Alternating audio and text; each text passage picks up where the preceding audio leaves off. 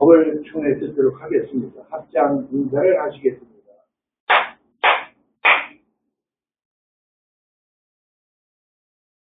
안녕하십니까. 이제 봄이 오는 것 같아요. 날씨가 많이 푹해졌네요. 그런데 어저께는 우리 원흥고사가 윤석열 대통령 석방됐다고 알려줬는데 아직도 못 나왔잖아요. 또 가만히 생각하면 세상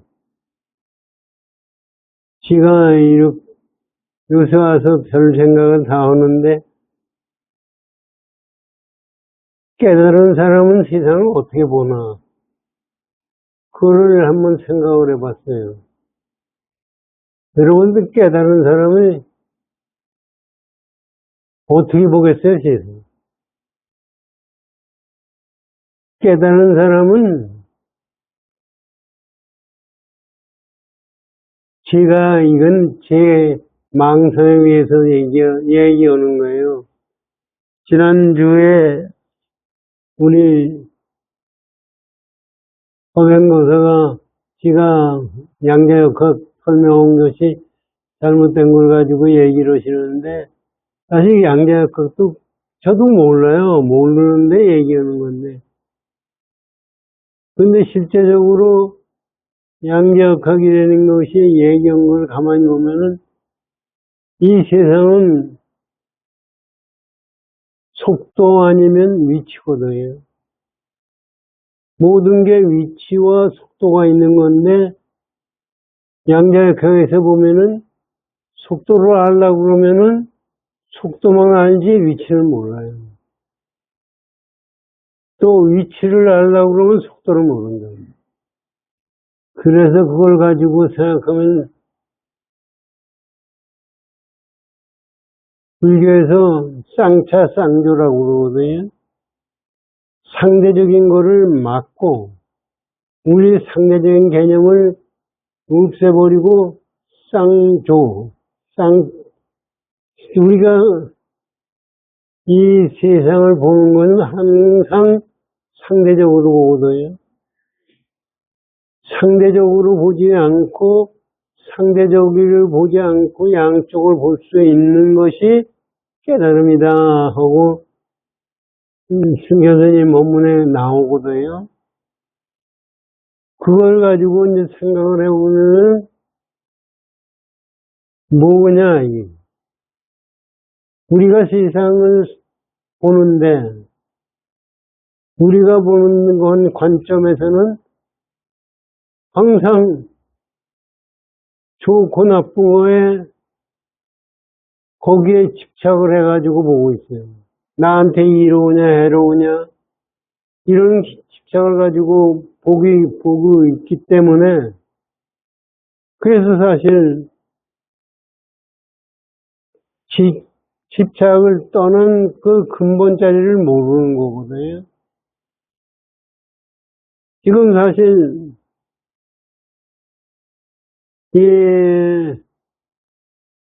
우리나라의 좌파들 지금 좌파 우파 못 나눈다는 그 자체가 벌써 그것도 틀린 거예요, 사실은. 근데 어떻든 간에 현재 좌파 우파들 따질 때 보면은 지금 이재명이라는 사람이 민주당의 당대표 아닙니까? 그래가지고 얘기하는 걸 가지고 보면은 거기에 치우쳐 있어요. 그 나라가 어떻게, 사실은 나라가 잘 돼야 되거든요. 제가 잘 되는 게 아니라 나라가 잘 돼야 돼요. 근데 나라가 잘 되는 게 아니라 제가 잘 돼야 된다는 생각을 가지고 보는 거예요. 그게 쌍차가 아니죠. 쌍조도 아니죠. 제 기준으로 보는 거예요. 그러니까 아까 양자가 거기서 속도 위치를 얘기했지만 속도만 내가 속도가 좋아하니까 속도만 가지고 보게 되고 위치적인 걸 보면 위치로 뭐 그러니까 전부 삐뚤어진 생각을 가지고 보는 거죠. 그렇기 때문에 사실은 우리가 마음을 쓰고 산다는 게 뭐냐. 지금 우리 총무님 3.1절에 대모고 오셔가지고 말씀하시는 걸 보면은 젊은 세대들이 전부 나서가지고 지금 대모들을 하는데 그 사람들은 보수다 진보다를 떠나서 어떤 게 정의스러우냐, 뭐 실제 그러는지 몰라도 그렇게 마음을 쓰고 있기 때문에 여태까지 쏘았다 그런 생각을 갖는 데는 말씀을 지금 하시네요. 그것이 사실은 나라가 제대로 가는 방향이 제대로 가고 있다는 생각이 들어요. 이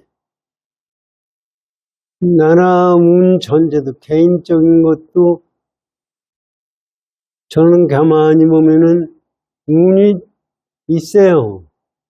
운이 있고 운의 흐름이 있고 그렇거든요. 국가도 운의 흐름이 있고 운의 기운에 의해서 움직여요.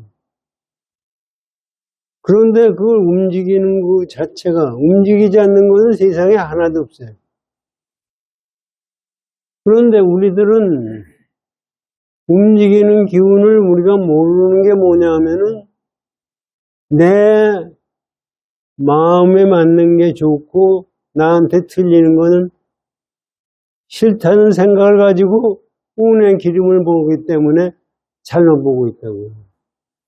그렇기 때문에 국가 운도 못 보고 자기 운도 못 보는 거예요. 그러면 깨친 사람은 그걸 보는 거냐?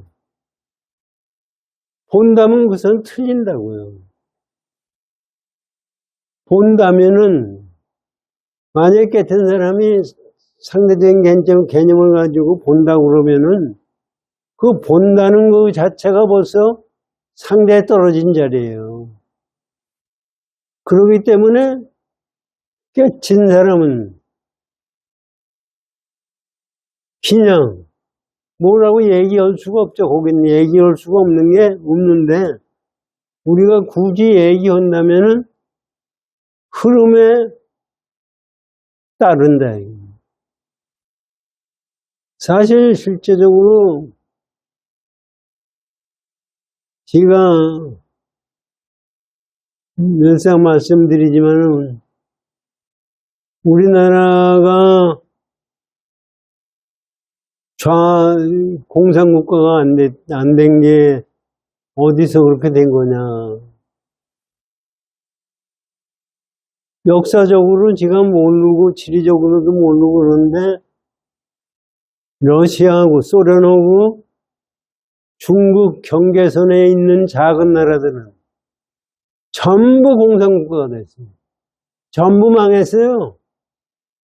지금 우크라이나도 러시아하고 싸움을 하지만 그 사람들도 공산국가 소련에 먹혀가지고 거기에 그게 지금 러시아하고 전쟁해가지고 고생을 많이 하지만 적어도 잘못된 원자탄을 거기에 다 소련이 만들어가지고 그거를 관리하고 있었어요. 그걸 관리하고 있으니까 이게 위험하거든요. 그러니까 선진국에서 너 그 원자탄 같은 걸 취소를 오면은 그걸 보장해 주겠다. 그 각서까지 쓰고 전부 했는데 그래가지고 그 사람들이 다 그걸 취소를 했거든요. 그래가지고 원자탄은 다 반납을 했어요. 그러다가 지금 와서 러시아한테 당하니까 지금 와서 후회해봐야 되지도 않는 얘기고. 이건 그런 자체가 전부가 이게 공산국가 사실은 공산국가도 속이고 자본주의 자유민주주의도 속이는 거예요. 지금 트럼프가 세계 경제를 가지고 좌지우지하고 하는 거 보세요. 전부 사실 여태까지 하던 룰이 있고 하던 약속이 있으면 그걸 지켜야지 배란간 와서 그걸 갖다가 무시하고 힘이 있다고 지금 그렇게 하고 있거든요. 이건 믿을 수 있는 사람들은 하나도 없어요, 세상은. 자기 자신, 지금 현재 내 나라만이 잘 산다는 생각을 가져도 안 되는 거고. 사실 자기 자신이 어떻게 해야 올바른 생각을 가지고 세상 사느냐. 지금 이 얘기하다가 딴 데로 갔지만은 우리가 지가 그 생각을 해봐야 딴 사람들은 그런 생각을 익은 것이 없지만은 38선이 없었다면 우리나라 지금 남한은 다 공산국가가 됐다고. 이 박사가 물론 그 당시 있었다고 하더라도 남한이 공산적 38선이 갈라지지 않았으면은 이건 공산국가밖에 안 돼요. 그 당시에 제 어렸을 때도 여수 반란 사건, 제주 4.3 사건, 공산국가 반란을 무지하게 일으켰거든요. 그럼 그거 가지고 결국은 공산국가가 되지. 지금 현재도 판검사들이 전부 좌파로 해가지고 대통령까지 구속을 시키고 대통령이 뭐 잘못한 게 있어서 구속을 시키고 못 나가게 하고 이게 공산국가들의 하는 자세예요. 마치 그 사람들은 노동하는 놈만이 주인이다. 아니, 북한 보면 노동하는 놈이 주인이에요? 김일성이가 주인이지. 소련의 경우에 노동하는 사람이 주인이에요? 스탈린이 주인이지. 이게 말은 그럴듯하게 해놓고서 실제적으로 그 스탈린이 그랬다는 거 아닙니까? 선거는 국민이 하고 개표는 지네들이 한다. 지금 우리나라도 마찬가지 똑같은 결과예요. 지금 그래가지고 부정선거 있다고 얘기를 해도 그걸 믿지를 않고요. 저거에다가 윤 대통령이 계엄선포하면서 하니까 지금 와서 이제 믿기 시작을 하고 있거든요. 근데 아직도 그걸 제대로 국민 전체가 믿지를 않는 거예요. 근데 그것을 깨면은 이제 세상이 달라지는 거거든요. 근데 어떻게 됐든 간에 이게 뭘 말씀드리려고 그러냐면은 이 남한은 남한의 전체 흐름이 있어요. 그때 6.25 전쟁이 안 났으면은 우리들은 6.25 전쟁 나가지고 고생 무지하게 했잖아요. 그래가지고 이산가족도 생기고 뭐 했는데 6.25 전쟁 안 났으면 전부 공산국가가 됐어요. 그건 저는 그걸 네가 어떻게 아느냐. 지금 사람들 보세요. 좌파가 우리나라 완전히 다 잡고 있었어요. 윤석열 대통령이 안 됐으면은 넘어가고 중국의 속국이 돼버리는 거예요. 그런데 그거를 윤석열 대통령이 바로잡으려고 한 것이 이게 국가운이라고 생각해요. 그래가지고 사실은 뭐 얘기들은 많거든요. 뭐 김일성이가 6.25 전쟁할 때 자기가 전쟁하면은 박근혜가 그랬다는 거 아닙니까? 전쟁하면은 남한에서 들고 일어날 거다. 그런데 사실 들고 일어나기 전에 여수 반란 사건하고 4.3 사건 때 공산당들을 그때 이 박사가 잡아가지고 감옥소에 넣고 했기 때문에 반란이 안 일어났지. 만약에 여수 사건이 없었고 4.3 사건이 없었으면은 진짜 6.25 전쟁 때 끝난 겁니다. 그런데 그것도 가만히 보면은 참 나라 흐름이 분명히 있구나 하는 생각을 가져요. 지 개인적인 세상을 살아온 흐름도 분명히 개인 흐름이 있어요. 그런데 우리는 흐름을 따라갈 생각을 안 하고 흐름에 역행을 해요.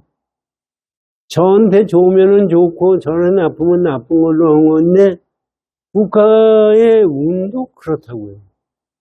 이건 나라를 사실 이승만 박사가 없었으면은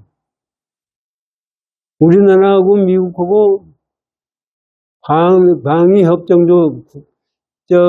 국방협정 조약을 맺는다는 게 가능해요? 양 나라가, 우리나라는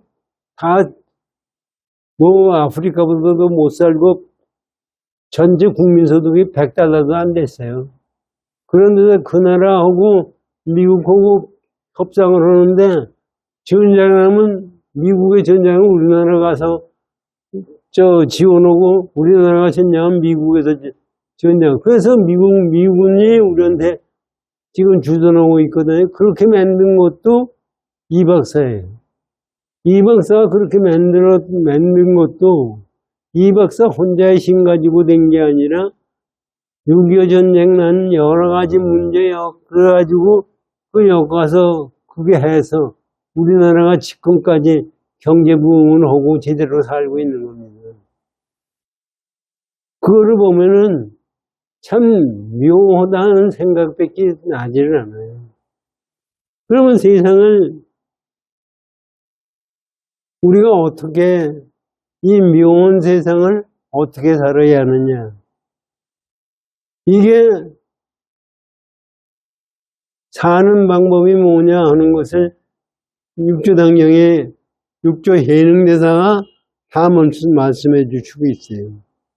오늘 그거 공부를 하시는데 제가 여기에 육조해능대사 깨친 것이 금강경의 응무소주 이생기심이라고 나오잖아요. 여러분들은 어떻게 생각하는지 몰라도 응당이 머무는 바 없이 마음을 내라. 말이 맞나 이거예요. 그게 말이 맞나 이런 생각을 한번 해보세요. 응당이 머무는 바 없이 마음을 내면 벌써 마음 틀린 거예요. 이건 금강경의 말씀을 내가 번역을 한 걸 틀렸다고 얘기하는 것 자체가 제가 말이 안 되죠. 그러나 실제적으로 생각하면 응당이 머무른 바 없이 마음을 내지 말아야 돼요. 응당 머무른 바 없이 마음을 내면은 벌써 마음을 냈기 때문에 이거는 틀린 거예요. 그거를 설명을 내니까 정확하게 설명할 수가 없으니까 번역을 하다 보니까 응무소주 이생기심이라고 나온 거지. 그래서 우리는 자꾸 저도 처음 금강경 법문하는 걸 듣고 하면 야 머무른 바 없이 그 마음을 내라. 머무른 바 없이 마음을 내면은 아상이 있는 거예요. 그것을 머무른 바 없이 이것을 표현할 수가 없으니까 그렇게 나온 거지. 이게 깨침의 경우는 이거예요. 이게 더 그걸 얘기할 수 없으니까 그게 공이라고 얘기하고 거기다 뭐 얘기하는 거지. 공인데 공이면은 마음 낼 자리가 없어요. 그래서 이거를 가지고 이제 잘 생각해. 이게 육조해능대사가 얼마나 나중에 이제 깨진 개송을 나오는 것도 보면은 진짜 기가 막힌 분입니다. 이것을 기가 막히게 우리가 생각할 수가 있어야 되는데 우리는 응무소도 이생기심을 마음을 낸다는 생각을 가지고 그걸 봐요. 그러면 틀린다고요. 오늘 우리 이제 진짜 육조단경 공부에 들어가겠습니다.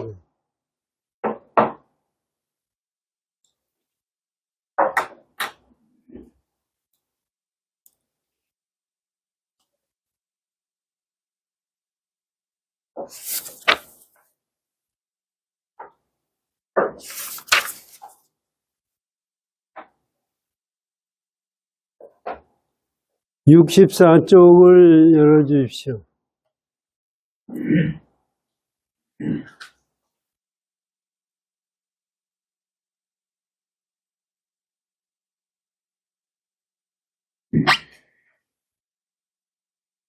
우리 지난번에 공부한 건데 우리 이거 한번 다시 한번 보시자고요.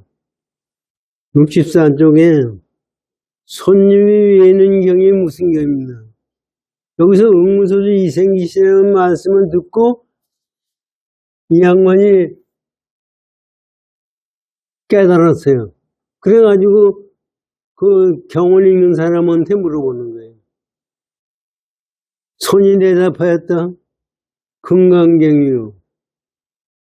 다시 물었다. 그 경을 어디에서 얻으셨습니까?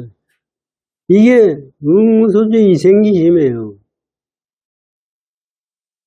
나는 이 경을 기주 황매현 동선사에서 구하였소. 그 절에는 오조 홍인대사가 계시면서 교화하시는데 문이 천여 명이 되고 내 그곳에 가서 참배하고서 이 경 설하심을 듣고 받아왔소. 대사는 항상 이 대사라는 게 오조 홍인대사입니다. 대사는 항상 승속간에 권하기를 다만 금강경을 수지하면 곧 스스로 견성하고 성불한다 하였습니다.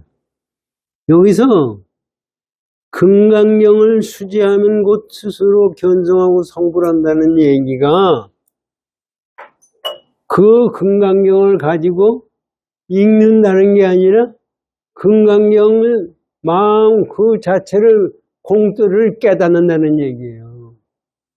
수지독성을 잘못 알아가지고 사람들이 잘못 알아가지고 수지독성을 어떻게 지금도 생각하느냐 하면은 금강경을 가지고 21독, 7독 하면은 뭐가 열리고 뭐가 내 운명이 바뀌어지고 뭐 한다는 얘기를 하거든요. 그거는 금강의 원리를 모르는 거예요. 응무소도 이생기심을 모르는 거예요. 이게 그러면 수지독성을 왜 붙였느냐? 사람들이 못 알아들으니까 무슨 경우를 알려면 수지독성을 해야죠. 수지독성을 하면 그 근본 뜻을 자기가 깨달을 수가 있기 때문에 그렇게 되면은 금강경에서 얘기하는 공토를 알면은 승려다, 속인이다 아무 관계가 없어요. 깨달았다, 깨닫지 않았다 그 관계가 없는 거예요. 그래서 이런 말씀이 나온 건데 사실은 우리가요 말과 언어의 함정을 벗어날 도리가 없어요. 그거를 벗어나가지고 얘기를 할 수 있어야 진짜 깨달은 사람이에요.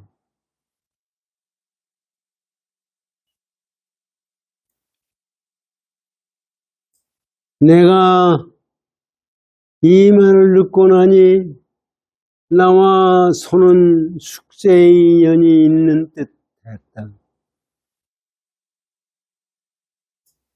여기에서 우리에게 말씀해 주시는 거 이게 이제 하나하나 문구가 이게 우리에게 가르침이 큰 거예요. 지금 육조 해능대사가 말씀하시길 뭐라고 그러냐면, 지금 이거 예기원 사람과 자기와 속세서부터 인연이 있기 때문에 금강경의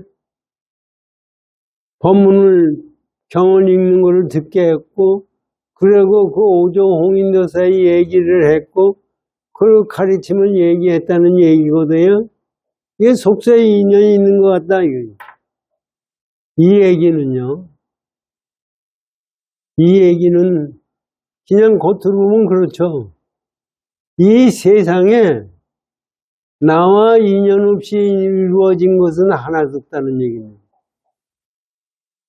이건 어떤 경우든지 우리가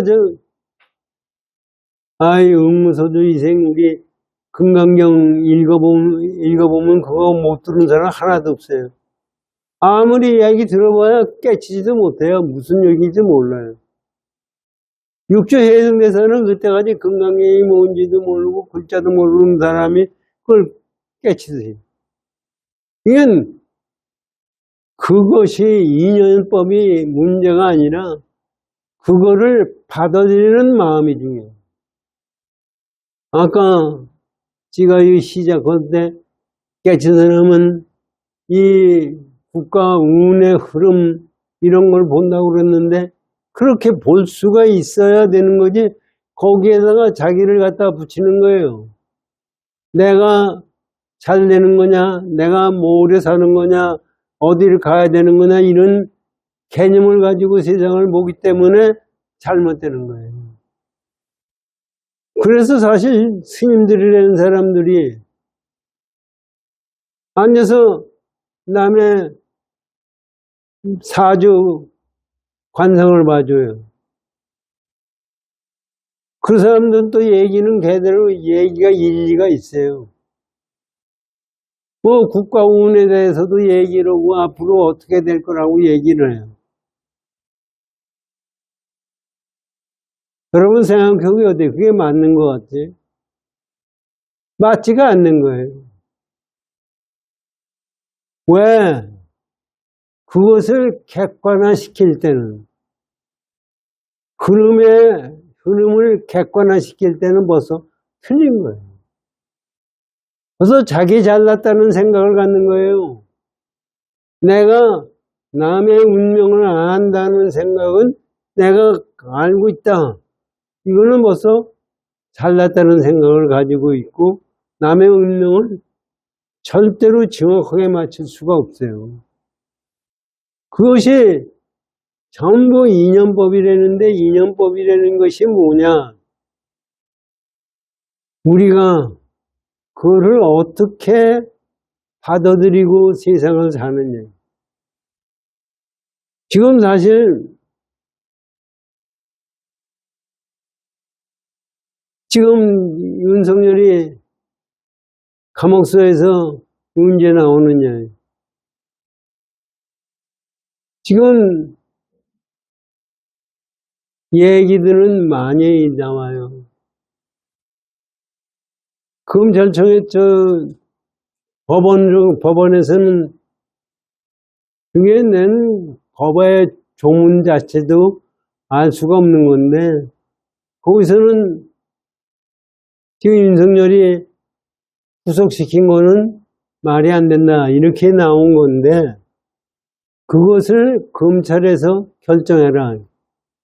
검찰에서 그걸 왜 결정을 해요? 거기서 그거 결정해주면 그냥 나오는 거죠. 지금 검찰청장이 그거를 결정을 못하고서 밑에 애들한테 휘둘림을 받는 거예요. 거기에 한동훈이 현대고등학교 후배라는, 서울법대 후배라는 놈이 이게 윤석열이 잡아놓으려고 애를 쓴 놈이에요. 그 놈이 무지하게 반대를 한대요. 그러니까 거기에 반대를 해가지고 지금 검찰청에 윤석열이 풀어놔라 하면 그만이래요. 근데 그걸 못하는 거예요. 그러니까 그 검사장들 또 회의를 하고 뭐 하고 눈치 보고 민주당 눈치 보고 한나라당 눈치 보고 이러다가 지금 현재 이런 식으로 되는 건데 이것이 이런 것도 지가 보기에는요, 국가 운이고, 윤석열 대통령의 운이에요. 그거에 맞춰서 움직이는 거지, 이게 제 마음대로 되지가 않아요. 하여튼, 승려라고 하면은, 깨침이라고 하면 진리가 뭐냐, 한번 생각해. 진리가 뭐예요? 사람들이 얘기를 해요. 나는 죄를 많이 졌다. 죄가 뭐예요? 뭐가 무슨 죄를 져야 죄입니까? 착한 일을 했다. 어떤 것이 착한 일이에요? 그것도 사실은 우리가 정확하게 알아야 돼요. 착하고 악하고가 없는 자리, 그것이 응무소주 이생기 심어는 그 자리입니다. 거기에 어긋나는 것은 다 끝난 거예요. 그것은 전부 지옥 가는 길이에요. 그렇기 때문에 우리가 하느님으로부터 죄값을 받는다. 죄값을 받는 죄가 뭐예요? 제 기준으로 얘기하는 거예요, 죄라는 게. 그래서, 그럼 깨친 사람들은 죄 없는 거냐? 우리 기준으로 생각하면 깨친 사람도 죄 무지하게 짓는 거예요. 사실, 부처님도요, 깨닫고 나셔서 골식하고 사셨어요. 그럼 골식하는 거는 죄 아니에요? 남의 음식을 자기가 잡수고 했을 때 그건 죄가 안 되는 거냐. 우리 생각으로 봐서 그래. 그런데 부처님은 공돌이에 앉아 있기 때문에 죄가 생길 수가 없는 거예요. 우리들이 그것을 정확하게 알아야 되는 거예요. 여기 이제 육조 해능대사의 육조 단계는 그거에 대해서 우리가 모르기 때문에 그거를 철저하게 가르쳐 주고 계신 거예요. 잘 들어보십시오. 내가 이 말을 듣고 나니 나와 소는 숙세의 인연이 있는 듯했다. 소는 나에게 은연량을 주어 노모님의 옷과 양식을 충당케 하고 곧 황매에 가서 오죽게 예배하게 하였다. 그래야 나는 어머니를 편안히 모시게 하고 곧 하직하여 30여일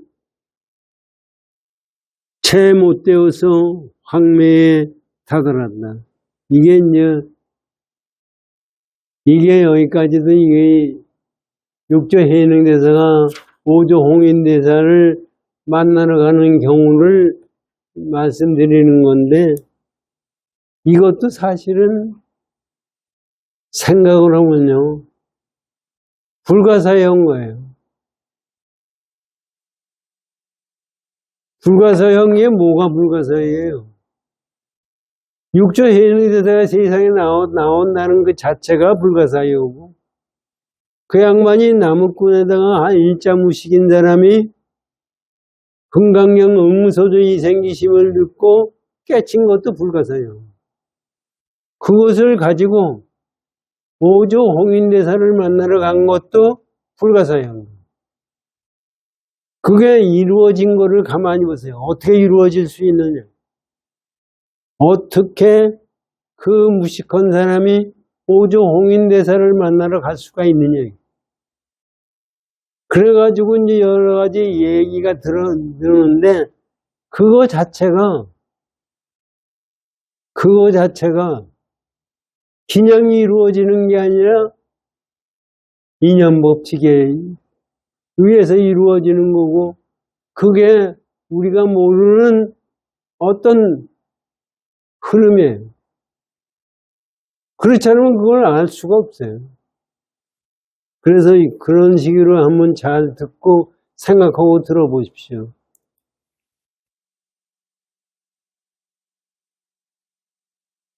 모조께 예배하오니 모조가 나에게 묻기를 너는 어느 곳 사람이며 무엇을 구하고자 하느냐 하신다. 사실 이걸 가만히 생각해 보세요. 지금 현재 우리 스님과 만나고 불교시대에 가서 만났더니 너 왜 왔어?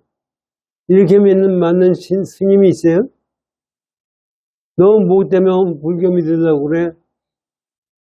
그렇게 믿는 사람이 있느냐고요. 묻는 사람이. 너 불교 잘 해라 저러고 뭐고 이 얘기만 하지 사실은 이거 말씀 자체가 불교의 근본 정신이에요. 그런데 우리가 스님이라면은, 승려라면은, 우리 중생들에게 근본 자리를 깨닫게 하도록 해야 되는 겁니다. 지금 와서 우리 현재도 왜 깨친 사람들이 뭘 생각하는 거예요? 제대로 세상 가는 길을 열어줘야 돼요. 지금 사실 이걸 가지고 역사적으로 생각을 하면은 밤낮 임진왜란 얘기를 제가 말씀드리지만은 임진왜란 일본놈들이 쳐들어와서 7년 동안 전쟁을 할 때 우리나라 국민들의 고통스러운 거는 이루 말할 수가 없어요. 지금도 그런데 그 당시에 일본 사람이 와가지고 무슨 짓도 다 했잖아요. 그건 생각할 수 없어요. 우리 지금 생각하면 생각할 수 없어요. 그런데 그때 사명대사, 소산대사가 승군을 일으켰어요. 그것도 가만히 승군을 일으킨다는 그 자체가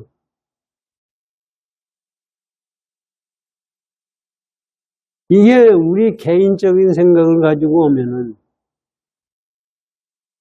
그 전에 우리 원각회 일타스님이 와서 법문하시는 때 그런 얘기를 있었고 사명대사가 땡큐 스님이다. 왜 땡큐 스님이냐? 아니 스님이면은 중생 제도로 해야지 싸움을 해가지고 중생을 제도한다는 게 얘기가 되느냐? 저는 처음에 들을 때 그 일리가 있다고 생각했어요. 일리 있죠. 어떻게 스님들이 임진왜란에 오는 일본 사람들도 그것도 중생이에요. 그걸 죽여버리고 우리를 죽이니까 우리가 죽여버려야 돼 이거. 그렇게 한다면 그건 불법이 아니에요 사실은. 그런데 불법은 그렇게 생각하는 게 어떻게 생각해야 진짜 불법이냐. 그런데 만약에 지금 우리 생각해요. 지금 현재 사명대사고 소산대사가 없었다면은 지금 아직도 일본 사람들이 지금 우리나라 전부 좌지우지해가지고 지금 우리나라 지금 현재 우리도 일본말을 하고 있을 거예요. 그런 상황에서 나라 전체의 흐름에 맞게 전쟁을 그러고 저는 그걸 갖고 와서 생각해요. 스님이라는 사람들이 그때 스님이라는 사람들이 몇 사람이 되는 거예요? 국가의 군인보다 숫자보다 적은 숫자 가지고 어떻게 일본 놈을 갖다 이겨요? 그리고 스님이 앉아서 언제 활 쏘고 창 쓰고 칼 쓰고 그런 걸 배웠어요? 맨 앉아서 청소하고, 절 청소하고, 그거 하는 거, 절하고, 경 있고, 공부하는 것만 했지. 아니, 그 사람들이 전쟁 공부를 언제 했겠어요? 그건 생각해보죠. 그런데 어떻게 일본 군대하고 싸움을 해서 이길 수가 있느냐. 그것도 불가사의한 거예요. 저는 그래요. 어떻게, 그런 일본 놈들은 진짜 싸움은 쌍꾼으로 훈련받은 사람들이에요.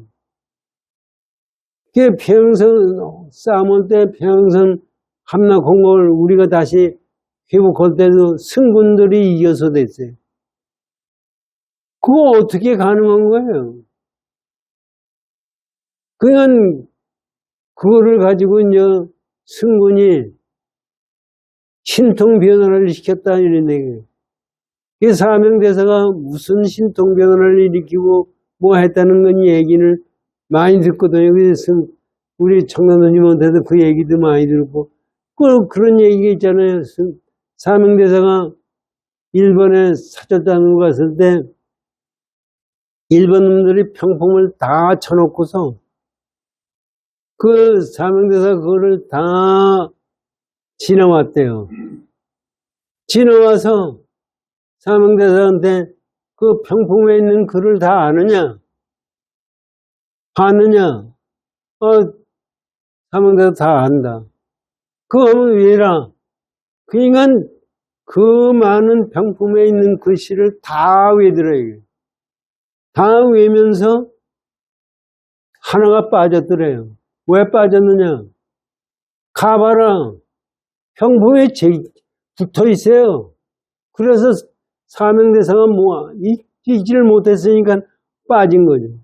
그런 얘기까지도 나오고, 그 다음에 사명대사 왔다 그러니까 집에다 놓고서 불을 떼가지고 그냥 태워 죽이려고 무적에 불을 뗐다는 거 아닙니까? 그럴 때 사명대사가, 그래서 이제 일본 놈들은 저는 다 죽었거니 하고 문을 여니까 코에서 고드름이 콧물이 흘러서 고드름이 열렸다는. 야 이놈아 니네 나라는 나무도 없느냐 이렇게 춥게 사람을 손님을 대접할 수 있느냐. 사명대사가 그렇게 했다는 얘기가 있어요. 근데 그것이 사실이고 아니고 간에 그것이 사실이고 아니고 간에 얼마나 사명대사에 대해서 신앙심이 컸으면 그렇게 됩니까? 일본 사람들도 사명대사한테 꼼짝을 못했고 우리나라 사람들도 그랬던 거예요. 그것이 무엇 때문에 이루어지는 거예요? 그것이 응무소주 이생기심의 마음에서 나옵니다. 그러니까 응무소주 이생기심의 마음에서 일본 사람들하고 싸움을 하고 승군을 만들고 했던 거예요. 그러니까 그게 된 거죠.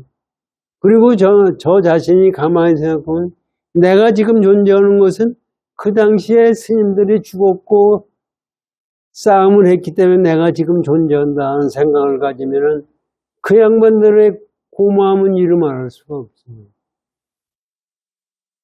여러분들은 사실 지금 생각이 나하고 관계없는 것 같지만 그 양반들이 노력을 했기 때문에 우리가 지금 여기에 있는 거예요. 그런 것이 해서 이런 말씀이 나온다고 저는 생각을 해요.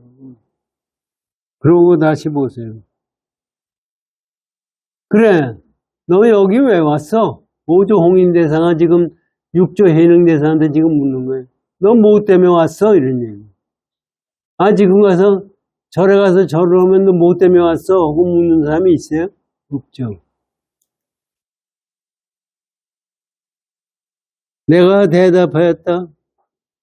제자는 영남 신주에 사는 백성이 온데 멀리서 와 스님께 예배드리게 되면 오직 부처되기를 구할 뿐 다른 것을 구하지 않습니다. 이게 어떻게 나무꾼의 이름에서 이런 나무꾼이라는 사람, 무식한 나무꾼이라는 사람 입에서 이런 얘기가 나올 수가 있어요. 내가 온 거는 부처를 구하게 온 거예요. 근데 우리가 절에 가고 우리가 가서 경을 읽고 그럴 때 부처 구하기 위해서 경을 읽는 사람이 있어요? 깨달으려고 하는 사람이 있느냐, 이게. 여러분들 지금 불교 믿는다고 수십 년 오셨어요.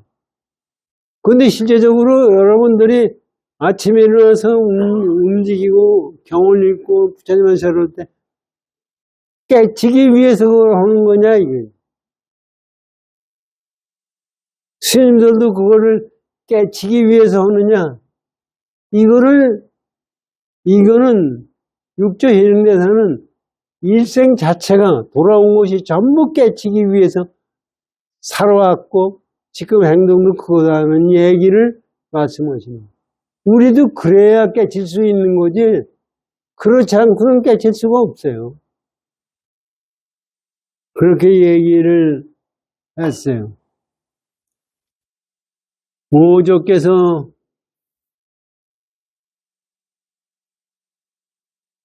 너는 영난 사람이요 또한 오랜 개인데 이렇게 어떻게 부처가 될 수 있느냐 하신다. 이게 이제 사실 이렇게 묻는 거가 이게 보통 묻는 게 아니에요. 야 이놈아 네가 영남에 오랑캐인데 거기선 많이 떨어져 가지고 잘 못 사는 그런 놈이 어떻게 와서 부처를 되려고 그래. 그런데 사실은 이 말씀은 육조 해능대사를 떠보는 거예요. 우리가 사실은 우리 그렇잖아요.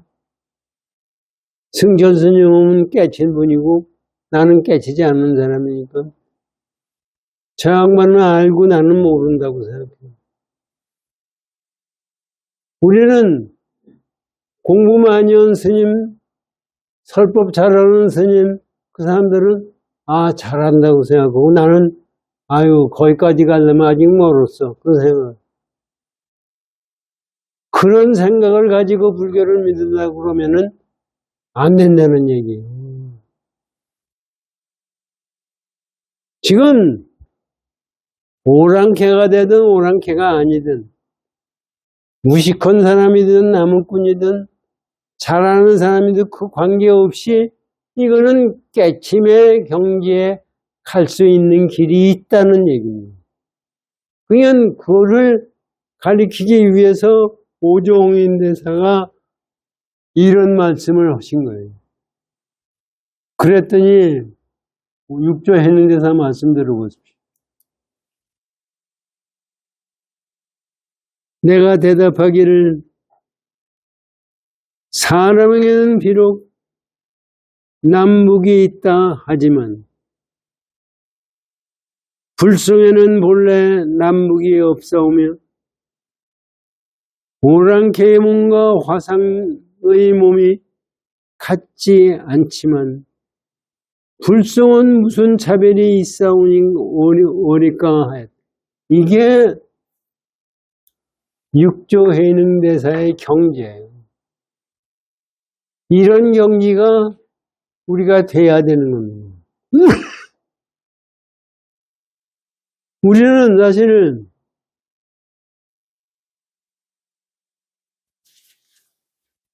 행사에도 여러분들 가셔가지고 방장스님이다.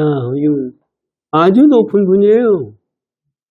그 양반이 얘기하면 모든 게 다 맞는 거고 나는 거기에 틀리는 걸로 생각해. 나는 중생이고 그 양반은 부처라고 생각을 해요. 그런데 그런 생각을 가지고서 생각을 하면 대통령이다, 장관이다, 또 박사다, 뭐다 하면은 그것은 대단한 거고 나는 공부한 것이 없으니까 아무것도 아니다. 이렇게 생각하면 나 아무것도 아닙니다. 그런데 실제 불법은 그 경지를 넘어선 거예요. 여기선 무슨 얘기까지 나오느냐면 하느님이 다 하느님, 여호와 하느님이 있고 인간을 맺는 하는 중생이 있어, 사람이 있다. 그 차별이 있다고 하면은 이게 불법이 아니에요. 그거는 저 사람들은 그렇게 생각하지만은 이게 그것도 생각하십시오. 여호와 하느님이 중요한 게 뭐예요? 뭐 때문에 중요한 겁니까? 내 생명을 만들어주고 나에게 행과 불행을 주고 뭐 하기 때문에 여호와 하느님이 중요한 거예요. 그거를 안 주면은 여호와 하느님 중요한 거 하나도 없어요. 그런데 실제 여호와 하느님이 나에게 행과 불행을 주느냐? 그게 아니라 내가 만들어내는 거예요. 그래서 사람들이 아니 우리가 여호와 하느님이 될 수 있다고 생각하면은 기독교인들은 아마 마귀라고 얘기를 할 거예요. 이건 인간과 여호와 하느님을 둘로 구별했을 때는 벌써 이건 틀린 거예요. 그러니까 너 이제 오조 홍인도사가 너같이 무식하고 너같이 없는 놈이 깨질 수 있어. 그러면 육조 해는데다가 하면 스님의 몸과 겉은 몸과 나 저와는 물론 다르죠. 그런데 불성자리가 둘이 있습니까? 이게 보통 분이 얘기할 수 있는 일이 아니에요. 이거는 지금 현재 우리도 그 생각을 제대로 못 가지고 있는 거예요. 우리는 절에 가보면 달마대사가 만약에 있다고 하면 달마대사 앞에서는 꿈쩍도 못해요. 어차피 그 양반 깨친 사람인데 내가 어디 가서 그걸 꿈쩍을 해요. 그런 생각을 가지면 그건 불법이 아니에요. 이건 이 출발 자체서부터 의무서도 이생이심은 마음에서 나와야 되는 거예요. 이게 여기에 그런 뜻이 있습니다. 이때 오조께서 다시 말씀하고자 하시다가 이제 오조 홍인대사가 이놈이 대단한 놈이로구나 이제 깨닫고서 같이 데리고 얘기하려고 그러다가 대중이 모두 좌우에 있으면 무슨 그 좌우에 이제 대중들이 전부 있을 거 아닙니까? 이내 대중을 따라 일이나 하라고 하시기에 내가 말씀드리기를 나와서 사람들하고 일 좀 해 이렇게 얘기했던 거예요. 그랬더니 말씀하시기를 기능이 화성하게 하렵니다. 제가 아래 9기는 내가 알기는 제자가 9기로는 자기 마음이 항상 지혜를 내어서 자성을 여의지 않는 것이 곧 복존이라 하옵는데 화성께서는 다시 어떤 일을 하라 하십니까? 이게 보통 말씀이 아니에요. 복존, 너 가서 남에게 일을 하고 복존을 하고 지금 이제 방아찌는 일을 하고 6개월 동안 가서 방아찌는 일을 하신 건데 거기서 우리가 절에 가서 자원봉사한다고 그러죠. 공양간에서 봉사하고 모험은 복전이 된대요. 공양간에서 하고 남에게 모험은 복전이 되고, 이게 이제 해인사 같은데 선방에서 해제 보고 나서 짜장면 보시를 해요. 그것도 복전이 된대요. 그 스님들한테 짜장면 사주고 하는 게, 거기 가면, 해인사 가면은 고기 안 넣고 짜장면 하는 데가 있어요. 그래서 거기서 스님들한테 그걸 공양을 해요. 그럼 그것이 복이 된대요. 그래서 전부 복되는 일만 하는 거고, 나한테 이로운 것만 찾으려고 그러지, 그런 것을 말을 해가지고서는, 지금 그러기 때문에 대중들이 준부 입고 육조 해능대사가 있는데, 겉으로 옷을 입었어도 육조 해능대사 나무꾼이 어떻게 입었었겠어요? 아주 형편없는 옷을 입고 와가지고 오조훈행사한테 말씀드리고 얘기하는 거 보니까 보통 분은 아니거든요. 그 내가 다른 사람들이 저 자식이 이상한 놈인데 뭐 해가지고 시기될 실투를 할 수가 있거든요. 그러니까 오정홍인대사가 그거를 주위에 있는 사람이 알까봐 빨리 가가지고 너 일이나 해서 복이나 줘, 이런 식으로 말씀하신 거예요. 그건 복이라는 게 뭡니까? 복전이라는 게 뭐예요? 지금 육조 해능대사만. 여기 보세요. 다시 한번 읽어보면.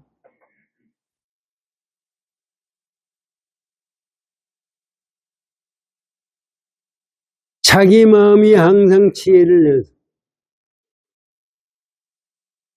이게 우리가 자기 마음이 항상 지혜를 내어서 지혜스러워야 돼요.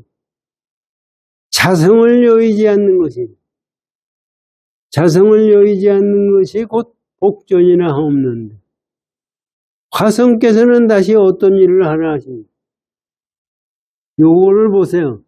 어떤 일을 하는, 요것도 가만히 보시면요. 마음은 항상 지혜를 내서, 지혜가 어떤 거예요? 어떻게 내야 지혜스러운 거예요? 지혜스러운 것은 응무소도 이생기심해야 지혜스러워. 그래서 자성을 여의자. 자성이 어디 있어요? 자성이 있으면 큰일이에요. 그런데 어떻든 자기 자성을 여의지 않는 것이 복전이라고 하는데, 복전이라는 게 그게 복전이지 다른 것이 복전이 어디 있습니까? 이런. 그런데 이것도 가만히 생각하시면 무슨 얘기냐면요.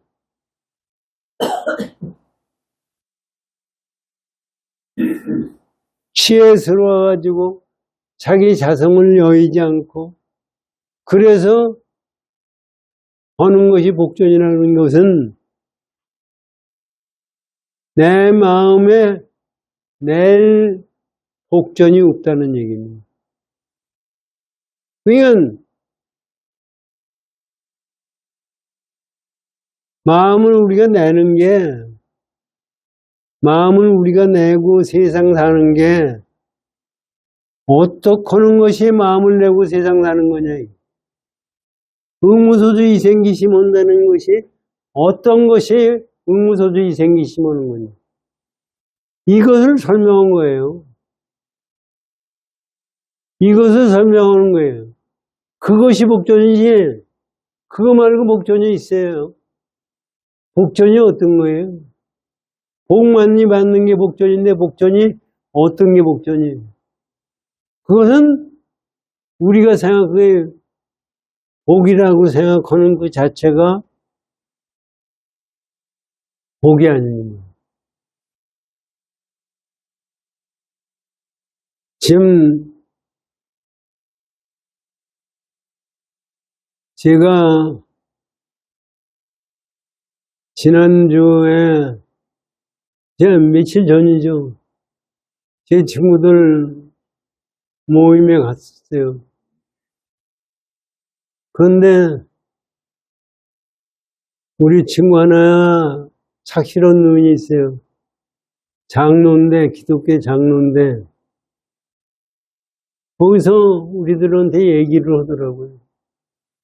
지 아들이 취장암으로 죽었다는 얘기를 해요. 그래서 그 얘기를 하는데 우리가 사실은 그놈도 굉장히 기독교를 열심히 믿는다. 믿었으니까 그렇게 얘기를 해도 아주 담담하게 얘기하더라고요. 얘기하는 속에 무슨 얘기를 하느냐면 기도를 했더니 응답이 없더라고요. 응답이 뭐예요? 자기 아들 취장하면서 괜찮아지기를 기도를 열심히 했는데 응답이 안 오더라고요. 그래서 결국은 보냈다 그런 얘기를. 그래서 내가 다 듣고 나서 내 얘기 한마디 하겠다. 사실 내가 이게 잘난 척은 무적이에요. 그래서 뭐라고 그러느냐면은 너는 참 대단하다. 네 아들 죽었는데도 그렇게 담담하게 얘기할 수 있는 거면 봐도 대단한데 하느님을 네 뜻대로 하려고 하는 그 자체는 어서 틀린 거다. 뭐예요? 내 아들을 잘 병에서 고치게 하느님 뜻이라면 죽든 살든 하느님 뜻대로 내버려둬야 그게 맞는 거지. 네가 그거를 고치겠다고 하는 응답을 기다리는 것이 그게 맞는 거냐. 그렇게 얘기를 사실 그렇게 얘기한다는 것 자체도 틀린 얘기죠. 그러면서 내가 저번에도 말씀드리죠. 내 친구 하나 또 장로가 죽을 때 나한테 전화했길래 야 인마 너는 지금 굉장히 영광스러운 거야. 지금 하느님 와서 너를 영접하러 왔는데 얼마나 영광스러워. 너는 그 하느님을 영접할 생각을 가져라. 잘 가라. 내가 그렇게 얘기했어요. 그랬더니 그 죽은 다음에 상가에 갔더니 부인이 아니 불교신자라는 사람이 어떻게 기독교 하느님 세상을 그렇게 아느냐고 그렇게 얘기를 하더라고요. 그냥 그 당시까지 그냥 그 친구가 흔들렸어요. 왔다 갔다 하고 더 살고 싶어 해가지고 했는데 의사는 암 치료해가지고 더 했을 수가 없다고 생각했는데 제 얘기를 듣고 아마 마음을 놔버린 모양이에요. 그러니까 부인이 그런 얘기를 하죠. 그 얘기를 했어요. 그랬더니 이놈들이 우리 친구들이 뭐 내가 말을 그렇게 말은 잘 떠들어대니까 아주 대단하다고 하고 어떤 놈 기독교인이 하나가 기독교 믿는다는 얘기가 너는 그럼 천당에 갈 수 있다는 확신이 있느냐. 이게 기독교인들의 얘기예요. 천당이 어디 있어야 가고 아니고 하지. 그냥 전부가 사람이 생각을 잘못하고서 세상을 사는 거예요. 복전이라는 것 자체도 우리가 잘못 생각하는 거예요. 복전이라는 자체는 내가 지혜스럽다는 얘기는 뭐 지혜스럽다는 얘기는 쌍차 쌍조입니다. 그러니까 내가 응무소도 이세우는 마음에서 세상을 사는 것이 지혜스러운 거예요. 그것이 차성을 떠나지 않는 거예요. 그래서 지금 이 말씀 속에서 그것이 있어요. 제가 보세요. 화상께서는 다시 어떤 일을 하라 하십니까? 하고 이제 물었죠. 그러니까 5조 호인대사가 말씀하셨다. 저 오랑캐 근성이 너무 날카롭구나. 너 다시 더 말고 방앗간에 가 있거라. 이건 사실 그 자리는요, 오종민대사 계신 자리에는 우리 그 상상을 해보세요. 그 수십 년 동안 공부한 스님들하고 얘기하는 거예요. 그런데도 그 많은 스님들이 공부하는 마음은 없고 전부 시기심과 복정과 모으는 마음을 가지고 있어요. 그렇기 때문에 만약에 물질점을 시키고 옷도 형편없이 입고 헌놈을 갖다가 지혜스럽다고 얘기를 하면은 해칠까봐 너 가서 방 하나 쪄 임마 떠들지 말고 이렇게 내보냈다는 얘기입니다. 이게 이 속에 세상 사람들이 사는 마음자리가 어떠냐를 우리가 알 수 있는 겁니다. 자, 보시고.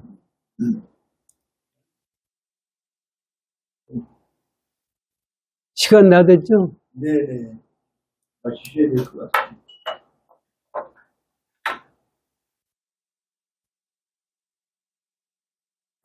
육조 해능대사는요, 저는 그렇게 봐요.